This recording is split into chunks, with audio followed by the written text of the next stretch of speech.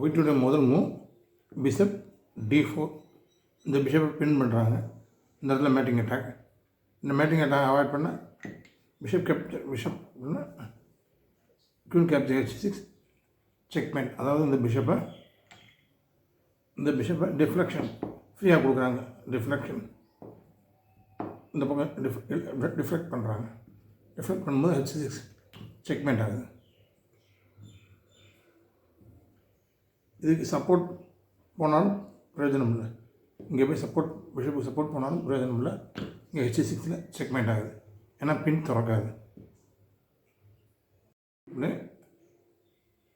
White room h5 வச்சு ஃப்ரீயாக கொடுக்குறாங்க. டிஃப்ளெக்ஷன் பண்ணுறாங்க. இந்த பானை அட்டாக் பண்ணாமல் பின் பண்ணுறாங்க. தொடர்ந்து அடிக்க முடியாது. டிஃப்ளெக்ஷன் ஃப்ரீயாக கொடுக்குறாங்க. இங்கேருந்து டிஃப்ளெக்ட் பண்ணும்போது f6 பான் கேப்சர் knight e7. இப்போ அடுத்த மூவ் வந்து பான் ப்ரமோஷன் ஆகுது. எப்படி இங்கே வச்சாலும் தடுக்க முடியாது, எங்கே வச்சாலும் தடுக்க முடியாது. கன்ஃபார்ம் அடுத்த மூவ் ப்ரமோஷன் வின்னிங் மெட்டீரியல். இந்த கேமை பிளாக் பிளேயர் ரிசைன் பண்ணுறாங்க. White win the game. White to play queen a4 deflection tactics. அதாவது இங்கே வந்து க்யூனை கொடுக்குறாங்க. என்ன ஐடியானா பேக்ரவுண்ட் வீக்னஸ். இங்கே அடித்தா பேக்ரவுண்ட் வீக்னஸ் நைட் சப்போர்ட்டில் இங்கே செக்மேட் ஆகிடும். அதனால் இங்கே க்யூனை ஃப்ரீயாக கொடுக்குறாங்க. இந்த க்யூனை வேறு எங்கேயுமே நகர முடியாது. வேறு எந்த ஸ்பாட்டுக்கு கொண்டு போனாலும் RCA செக்மேட்டை அவாய்ட் பண்ண முடியாது. வேறு எந்த ஸ்பாட்டுக்கு வர முடியல.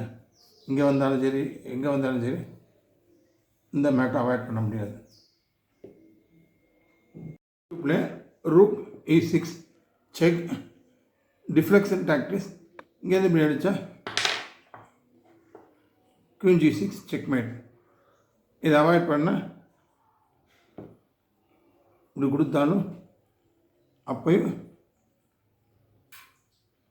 Rook take queen g6 f and g into f6. இங்கே ஒரு செக்கு. ரெண்டாவது பீஸும் லாஸ் ஆகிடும். இந்த கேமை பிளாக் பிளேயர் ரிசைன் பண்ணுறாங்க. இந்த டிஃப்ளெக்ஷன் டாக்டிக்ஸ் மூலமாக இந்த கேமை ஒயிட் வின் பண்ணுறாங்க. வீடியோ பிடிச்சா ஒரு லைக் பண்ணுங்கள், ஷேர் பண்ணுங்கள். மறக்காமல் ராயல் செஸ் தமிழ் சப்ஸ்கிரைப் பண்ணுங்கள். செஸ் பிளேலிஸ்ட்டில் செஸ் டாக்டிக்ஸ் வீடியோஸ் இருக்குது. பார்த்து கற்றுக்குங்க, செஸ் கற்றுக்குங்க. நன்றி. மீண்டும் அடுத்த வீடியோவில் சந்திப்போம்.